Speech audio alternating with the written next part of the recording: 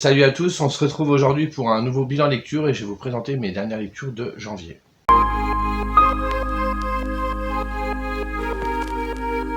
J'ai changé de coin parce qu'en fait la fenêtre ça m'énerve, ça me reflète, vous l'avez vu la semaine dernière, ça reflète dans mes lunettes, ça me gonfle. J'ai essayé 50 000 positions, ça ne marche pas, donc je me suis mis de l'autre côté de la pièce. Donc ça devrait mieux faire, donc comme ça en même temps vous découvrez une autre bibliothèque. Alors, ici aujourd'hui on va parler de 6 romans, comme ça le dossier janvier est clôturé et on n'en parle plus. Alors le bilan ici sera un petit peu plus mitigé, mais il y a plusieurs... on va être dans plusieurs genres. Hein. Alors tout d'abord j'ai enfin lu, parce que depuis le temps que je vous en parlais, que je mettais dans des pales et qu'au final il passait à l'as, j'ai enfin lu Karim Berouka avec le club des punks contre l'apocalypse zombie chez J'ai lu, qui est ressorti dernièrement dans une très très belle édition que j'ai vue. Ici on est sur une histoire assez classique de zombies, donc avec l'invasion zombie comme on la connaît, hein, du post-apo à peu près classique, sauf que le petit élément différent ce sera les personnages, parce qu'on va suivre en fait des punks. Donc il y en a 5 de persos, il y a 2 spies, Fonce D, Kropotkin, Eva et Manche Poubelle. Alors oui, déjà les noms font sourire, ils sont un petit peu atypiques.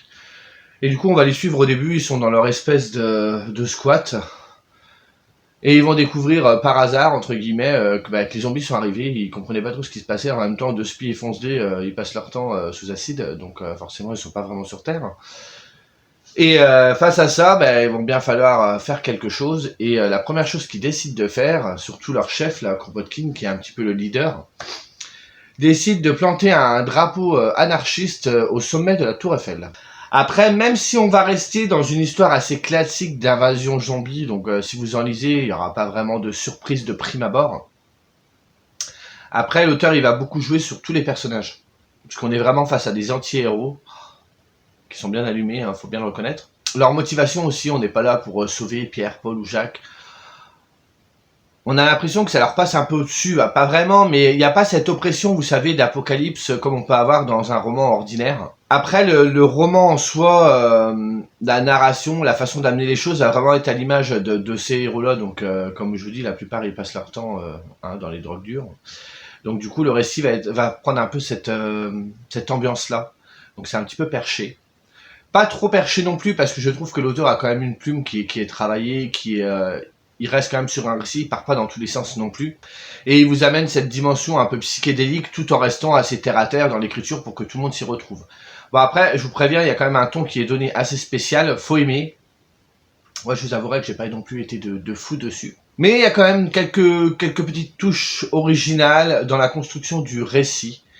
Sans rentrer dans les détails, il va se servir de flashback, je vous dis pas pourquoi ni comment, mais c'est vraiment bien amené. Une idée, pareil, je vais rester vague aussi, une idée de vision, je ne vous dis pas pourquoi ni comment, pareil, qui est amenée et qui amène aussi quelque chose au récit d'assez original. Tout est porté un peu à dérision, il y a vraiment beaucoup d'humour, sans que ce soit trop lourdingue. J'ai pas trouvé ça trop lourdingue, l'humour peut-être un peu trop léger, ou alors c'est pas moi qui ai adhéré à ce genre d'humour-là.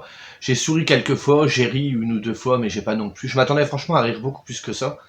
Mais il y a quand même, voilà, l'auteur ne veut pas non plus partir dans un délire complètement humoristique. Il aurait pu faire un récit et dire, vas-y, du début à la fin, on tape un délire. Je vais faire rire mon public et point barre. Là, c'est pas vraiment le cas, parce qu'il veut quand même amener une certaine histoire. Le problème que j'ai eu, c'est que déjà, moi, ça me parle pas, hein, tout ce qui est punk, vous voyez, que ce soit au niveau musical ou même le style de vie, quoi. C'est pas du tout un truc qui me parle. Il y a beaucoup de références musicales qui ne gênent pas vraiment, mais moi ça m'a gêné parce que des fois il fait des références et je me doutais que s'il y avait une référence qui était faite, mais en fait je l'ai pas saisie. Donc j'étais là, je suis d'accord. Donc là il y avait peut-être un truc, mais j'ai pas compris. Ça ne générera pas la compréhension du récit. Je me disais bon, j'ai raté ça. Je pense qu'après c'est peut-être plus pour une autre génération que la mienne, une génération un peu plus âgée, je pense. Il y a des références aussi cinématographiques, j'en ai reconnu certaines, c'était rigolo. J'ai beaucoup aimé, c'est les persos, que ça fait vraiment anti-héros. Ils sont là, franchement, il n'y a pas la peur plus que ça. On y va tranquille. On était vraiment sur des héros un peu blasés de la vie. Je trouve que du début à la fin, qu'on adhère ou pas, Karim Berouka il prend une direction et il la tient jusqu'au bout. Et même si, je vous dis, il y a des petites traces d'un style qu'il aime, donc vous voyez le punk, tout ça, machin, il arrive à faire en sorte de l'appuyer sans trop forcer dessus pour que les gens lambda, comme moi, je me considère comme quelqu'un de lambda pour ce genre de lecture, on adhère. Après, moi je trouve, j'ai adoré l'écriture. L'écriture, je trouve qu'elle est vraiment bien. Il a vraiment une belle plume. Mais j'ai pas été de ouf sur l'histoire. Je l'ai lu très vite parce que je savais très bien que si je la reposais, je la reprendrais pas. Et je voulais vraiment le lire parce que c'était quand même un truc de zombie. On me l'avait conseillé. C'était quand même sympathique, mais pas transcendant pour moi.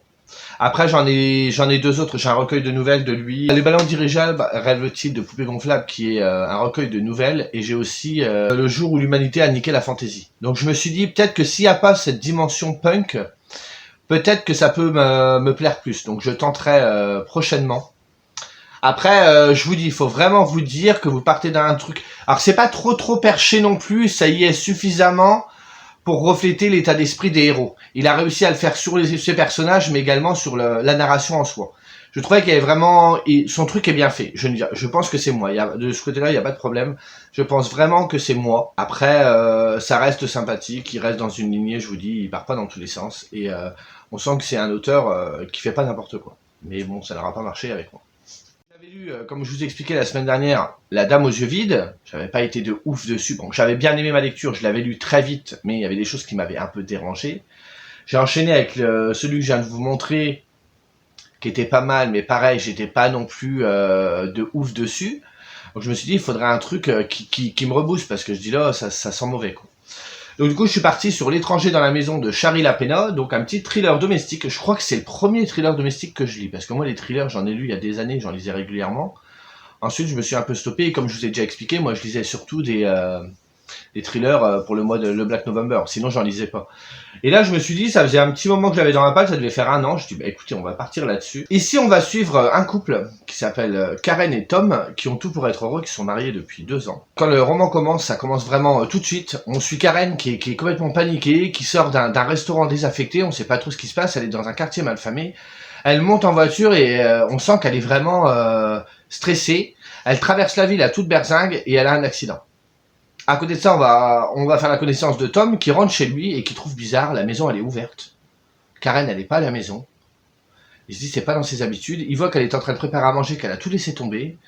Enfin, il se pose certaines questions et il reçoit un coup de fil de l'hôpital qui lui dit que sa femme elle est en ce moment même hospitalisée et qu'elle a eu un accident de voiture. Et qu'on l'a retrouvée dans un quartier malfamé. Il comprend pas du tout parce que sa femme, qu'est-ce qu'elle irait faire là-bas? On est quand même face à des gens aisés qui vivent dans un beau quartier, quoi.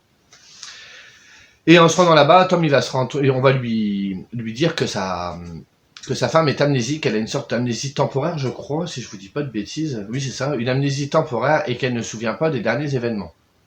Donc le mystère reste entier, on ne sait pas ce que Karen a fui. Tom, il comprend pas ce que sa femme a été faire là-bas, il peut pas lui demander puisqu'elle ne peut pas lui répondre.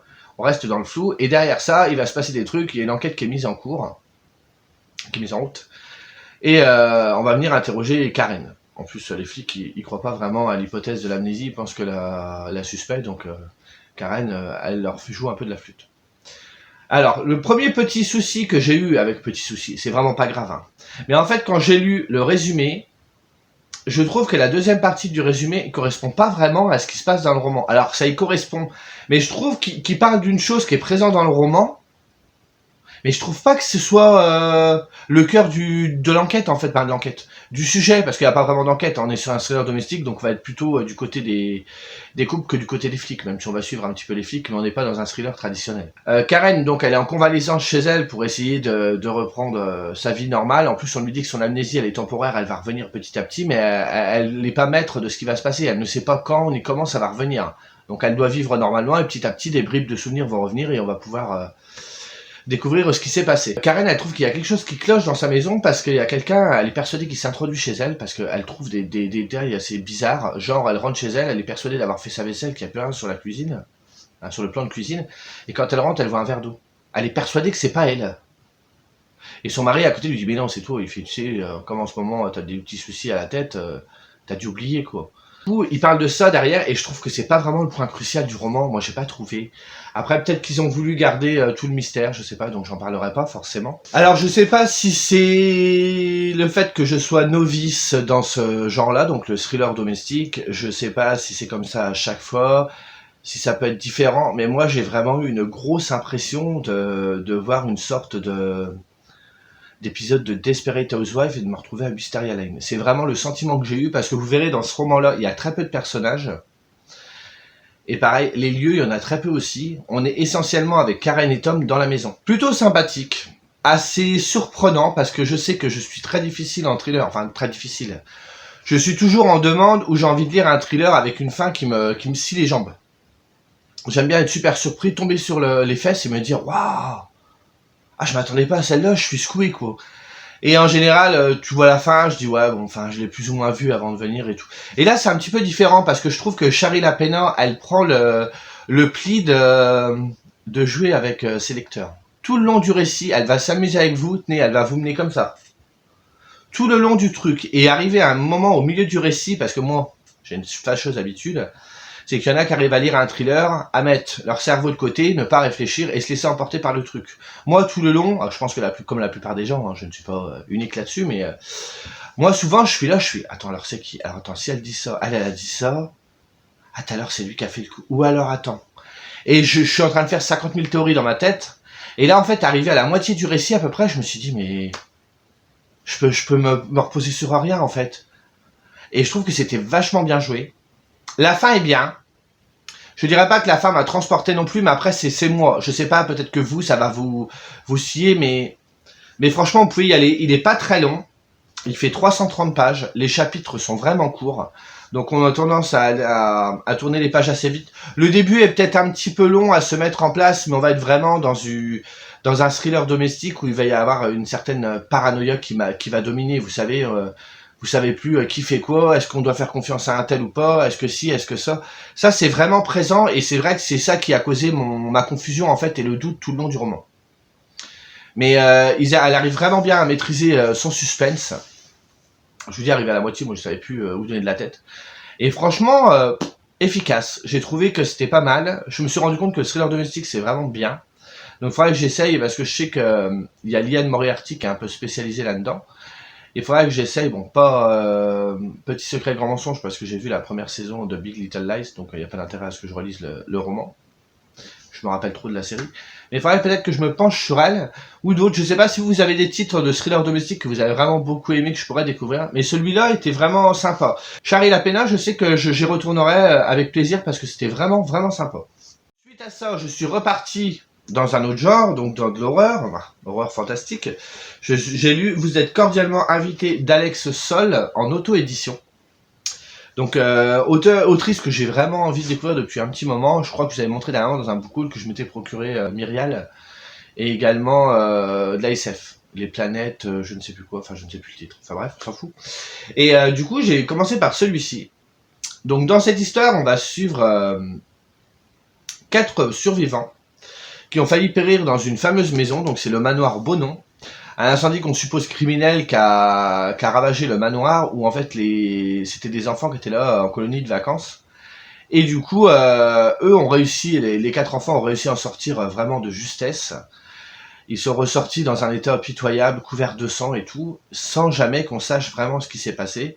Suite à ce drame, les 4 enfants qui étaient vraiment amis se sont retrouvés séparés. Et on les retrouve 12 ans plus tard. Et en fait, ils sont invités à venir pour l'inauguration du manoir qui a été refait. Et quand ils arrivent, donc ils reçoivent tous un courrier, donc un mail ou un courrier papier, enfin bref. Et quand ils arrivent tous devant la maison, donc ils se retrouvent tous, ils commencent à discuter. C'est vrai qu'ils ne se sont pas revus depuis 12 ans, depuis le drame. Et aucun des 4 n'est capable de dire pourquoi ils ont été invités ici, qui les a invités. Et quand ils arrivent, la table est dressée, il y a leur plat préféré sur la table, et ils se retrouvent un peu dans la panade, ils se disent mais pourquoi, qu'est-ce qui se passe et tout. Donc le mystère va reposer là-dessus. Au final, bah écoutez, moi j'ai pas adhéré.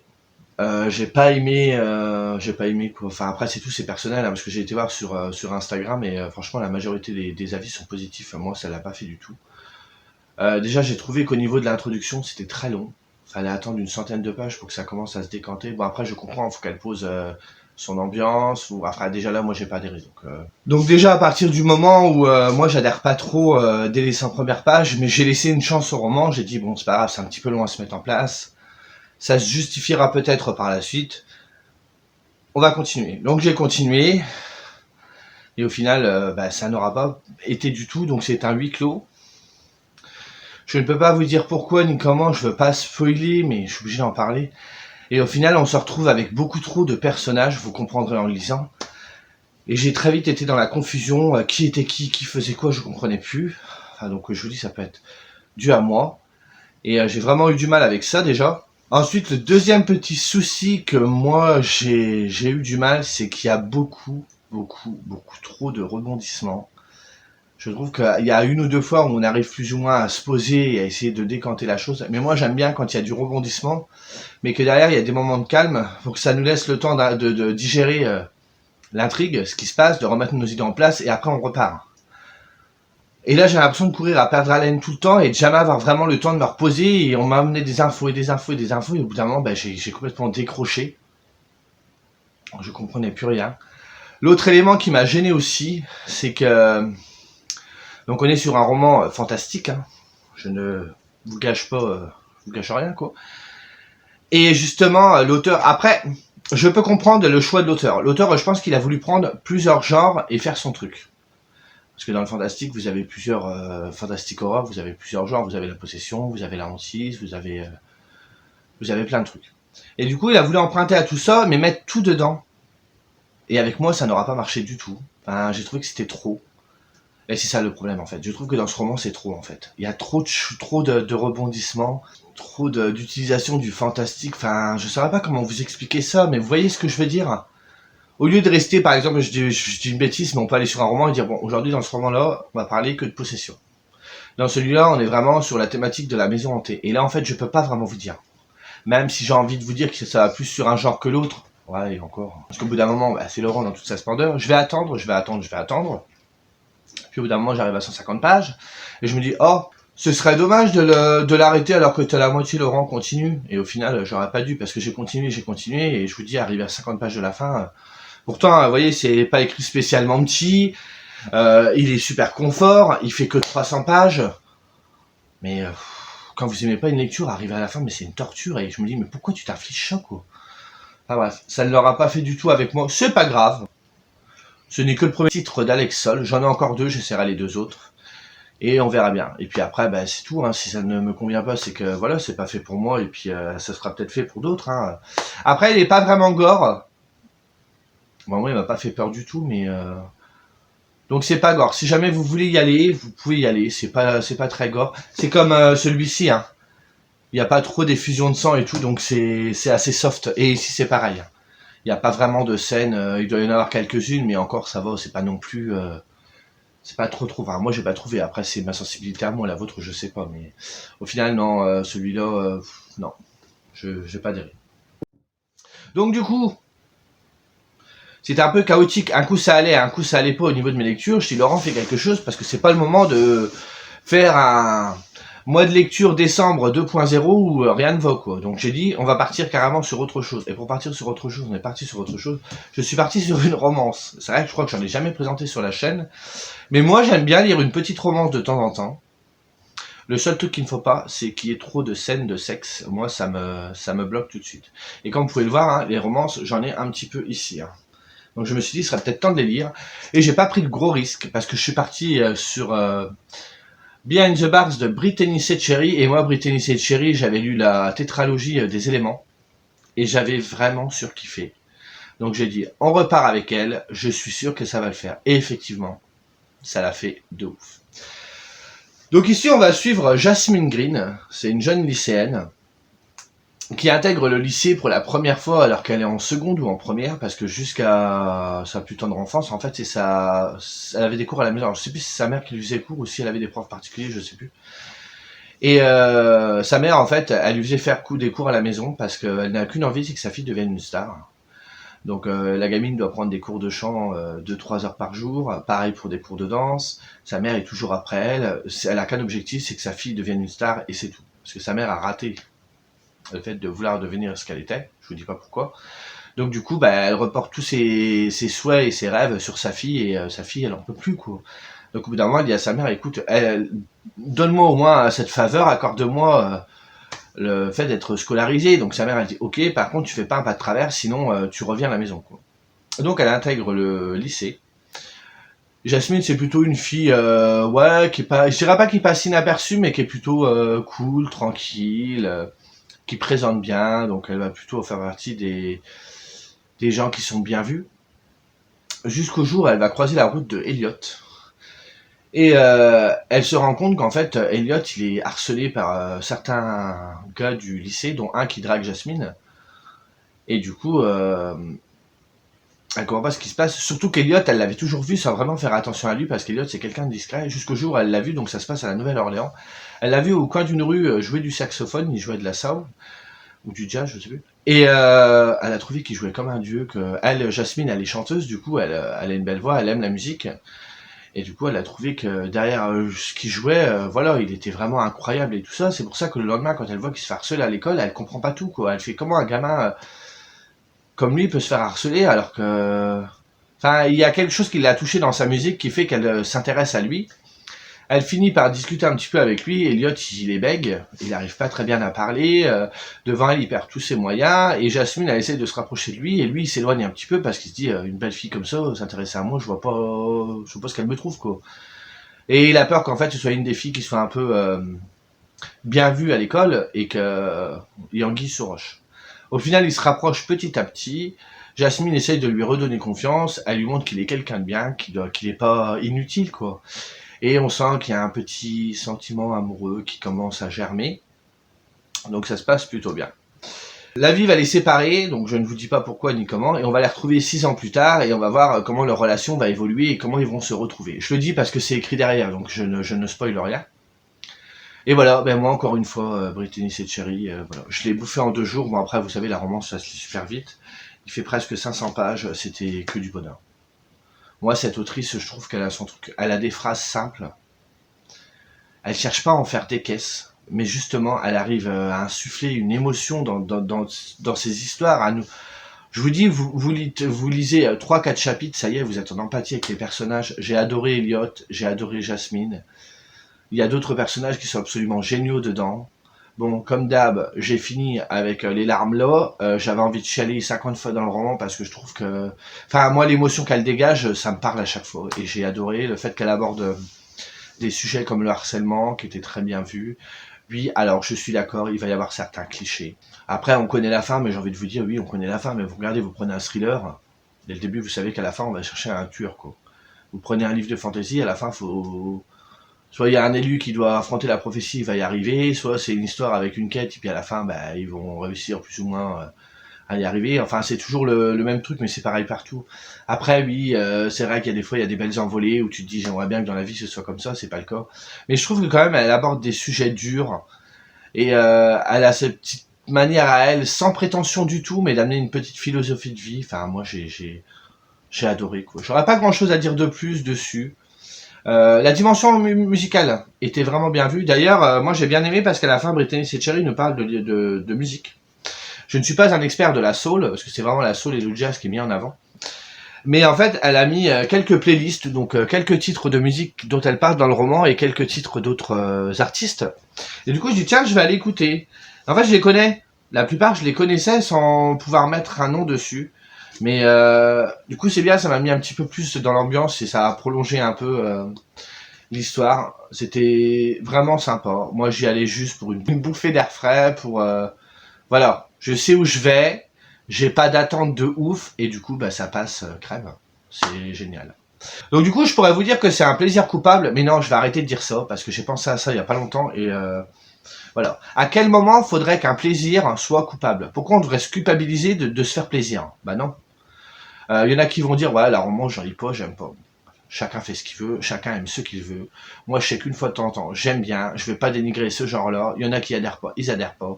Moi, je trouve que c'était vraiment sympa. J'ai eu, c'est un petit peu un livre baume qui fait du bien. Voilà, c'est ce genre de truc un peu pas feel good, mais parce que c'est encore un autre genre. Mais il y a cette petite vibe.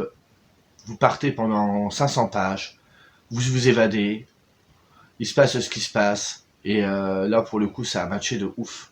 Et je ne dirais pas que c'est un plaisir coupable, parce que j'ai pas me rendre coupable de prendre du plaisir à lire de la romance. Donc chacun lit ce qu'il veut, le principal c'est de lire et de kiffer, et c'est ce qui est arrivé, j'ai kiffé. Donc si vous voulez lire, je ne pourrais pas vous conseiller vraiment d'auteurs de romance, parce que j'en ai vraiment lu peu. Bon, j'en ai beaucoup là, bon dedans il y a les New Wave, vous savez moi les New Wave j'aime bien, parce que j'ai vraiment envie de tenter, donc j'en achète au fur et à mesure, mais je les lis pas. Mais je sais que Brittany Cherry, c'est valeur sûre. Si vous lisez de la romance, si vous l'avez pas découvert, allez-y. Moi, elle, je l'adore, je la surkiffe. Ensuite, J'avais une LC de prévu avec Magali. Bon, Magali, vous commencez à la connaître, hein, je vous en ai déjà parlé plusieurs fois. Et Céline, je vous remettrai en barre d'infos leur Instagram. Et on est reparti, je sais pas si vous vous souvenez, en décembre, on avait lu ensemble Vertèbre de Morgane Cossarieu, pour lequel j'avais eu un coup de cœur. Donc on a réitéré la chose avec Je suis ton ombre. Donc ici, on va être sur un roman vampirique. Donc on va suivre un petit garçon qui s'appelle Poil de Carotte, on ne nous donne jamais son prénom, qui vit dans un village du sud-ouest avec son père qui est handicapé. Il s'est passé un drame, on ne sait pas vraiment ce qui s'est passé. Et ce gamin, voilà, il vit un peu dans la misère, son père peut plus travailler, c'est le gamin qui fait le ménage, c'est le gamin qui s'occupe de tout, qui s'occupe de son père. Et c'est un peu le bazar, il a plus sa maman, enfin c'est un peu compliqué pour lui.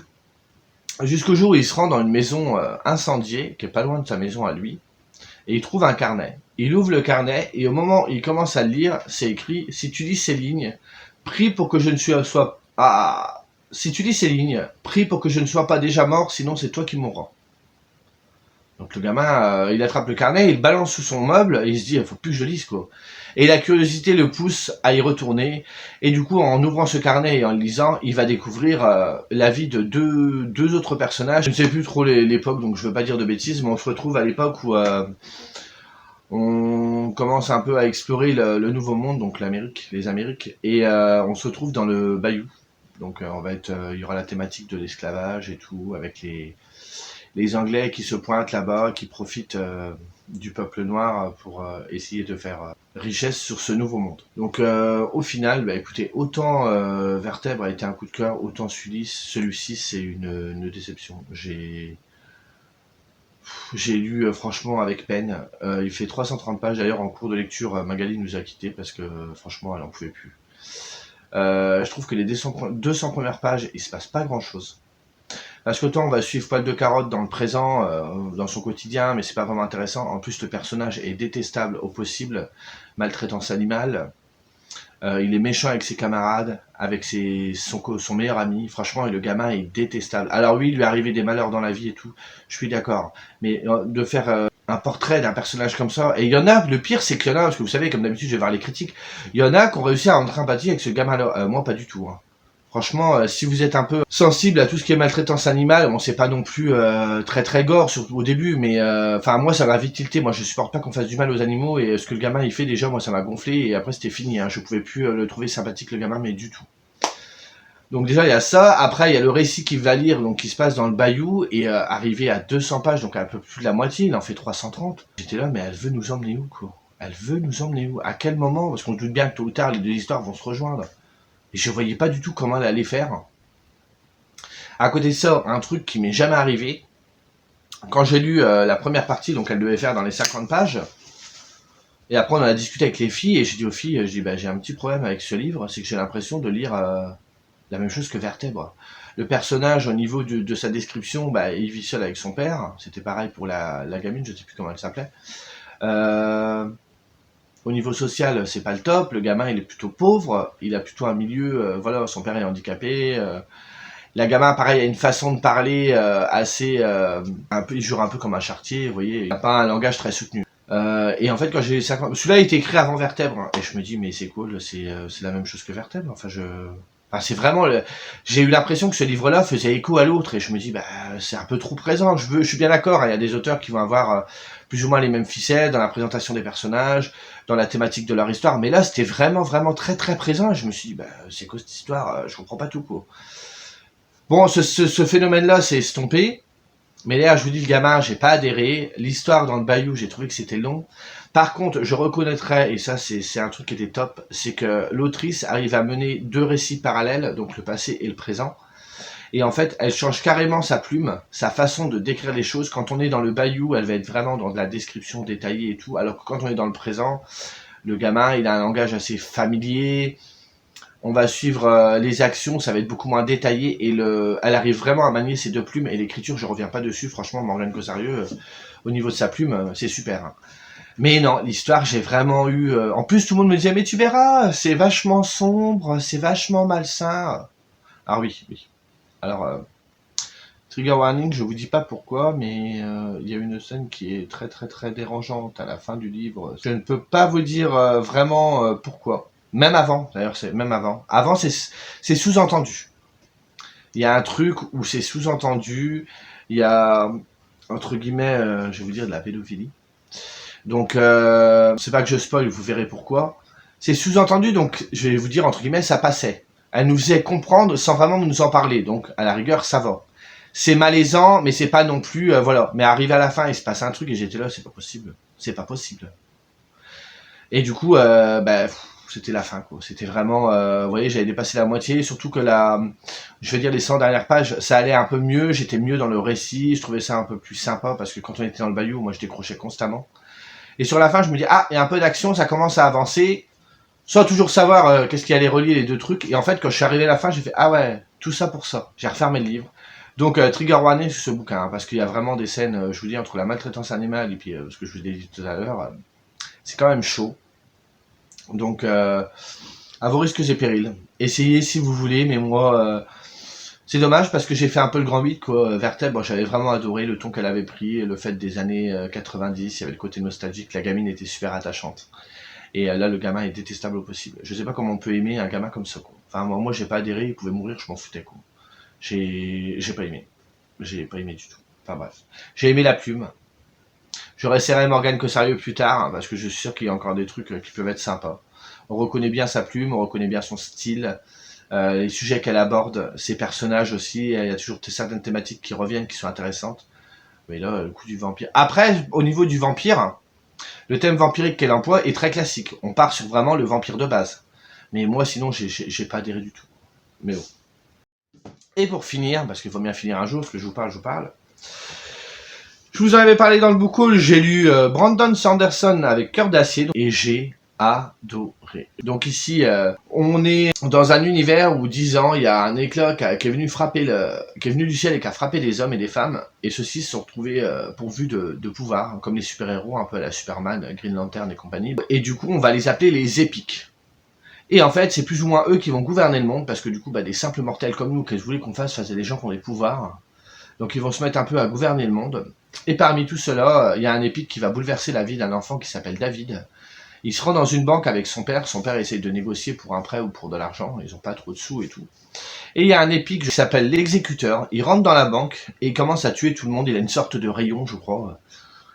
Et il commence à faire un petit peu son spectacle, son show en disant moi je suis un épique, vous êtes rien, c'est moi qui décide. Et il s'amuse un peu à tuer comme ça au plaisir, il tue les gens.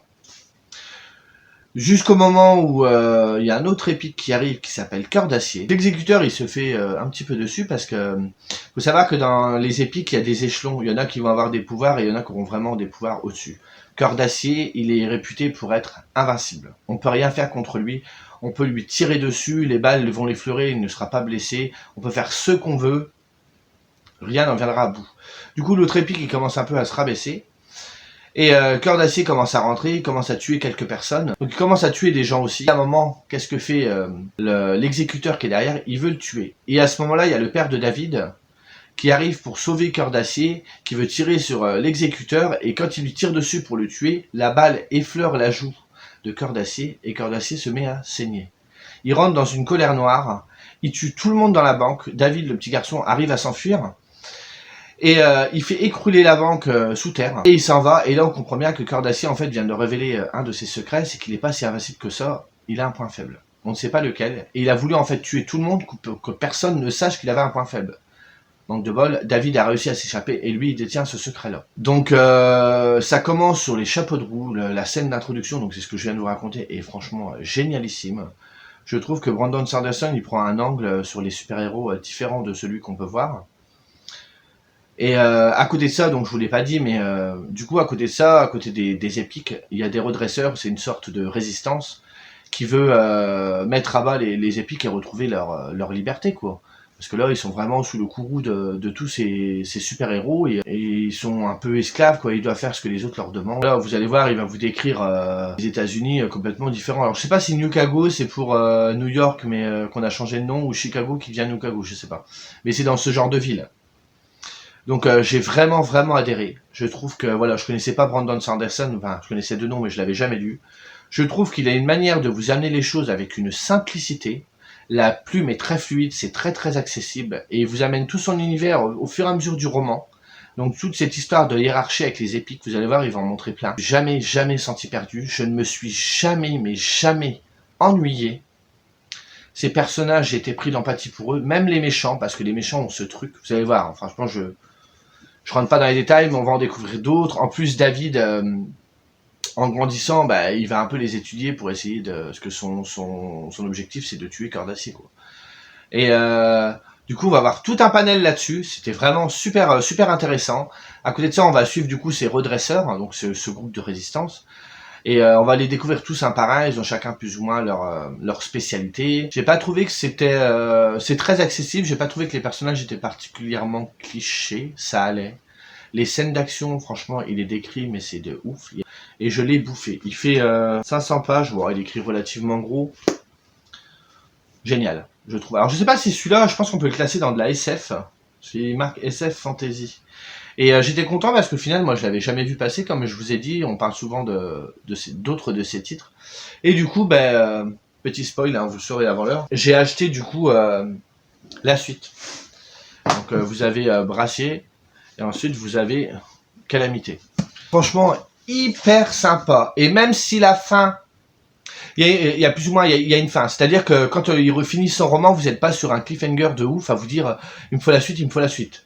Mais malgré tout, moi je veux la lire. J'ai vraiment envie d'y retourner. Vous voyez, bon, j'essaye aussi de lire mes sagas, donc je vous ai parlé, et puis que j'en ai plein qui sont en route. Mais du coup, faut que j'ai dit que j'allais lire celle-là, mais il faut que je la finisse cette année. Bon, j'en ai déjà plein qui ont entamé, qu'il faut que je finisse cette année. Mais celle-là, faut vraiment que je lui en mette. Franchement, c'est hyper accessible. Si vous voulez un truc, moi je trouve que l'idée de base est vraiment géniale. Les super-héros sont méchants. J'ai trouvé ça super, parce que c'est vrai que les super-héros qui sont gentils, c'est bien, notamment on a l'habitude, quoi. Et il y a tout un truc derrière. On sent bien que l'univers, il n'a pas tout exploité, et je pense que ce sera fait dans la suite. Et l'idée est superbement... C'est vraiment bienvenu, quoi. Enfin, j'ai rien de négatif du tout à dire. On pourrait croire qu'il y a des longueurs, mais non, c'est juste qu'il présente vraiment son univers, donc les épiques, il présente vraiment les redresseurs, il fait en sorte qu'on les suive pour qu'on entre vraiment en empathie avec eux et qu'on les apprécie. Mais il y a cette tension aussi, il y a cette ambiance, enfin, j'ai adhéré de fou, et c'est vrai que jusqu'à maintenant, j'étais un peu dubitatif à me dire, mais pourquoi autant bien parler de Sanderson, quoi. Enfin, je comprenais pas. Et au final, j'ai compris pourquoi. Franchement, le mec est top. Donc je vais essayer de lire Brazier et Calamité prochainement, donc dans les mois qui suivent. Et ensuite, je pense que je partirai sur Elantris, comme ça j'aurai découvert un petit peu de SF et un petit peu de fantasy. Super surprise. Pas de coup de cœur, j'attends d'avoir la fin de la saga, j'ai adoré. Hein. Mais vraiment hâte, franchement c'était top, top, top. Donc voilà, j'ai encore beaucoup trop parlé. Donc vous voyez, on est en dents de scie, hein. Mais ça va franchement, parce que j'arrive à équilibrer une mauvaise lecture, une bonne lecture. Après, en soi, c'était pas non plus la croix et la manière, comme j'ai pu avoir au mois de décembre, où franchement, j'ai souffert. Quoi.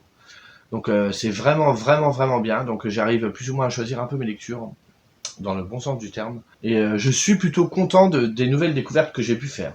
Dites-moi votre dernière meilleure lecture. Tiens, c'est vrai que je vous demande toujours de me dire si vous connaissez ou pas, on va changer un petit peu. Donc dites-moi ça. Sur ce, moi je vous dis à plus. Salut.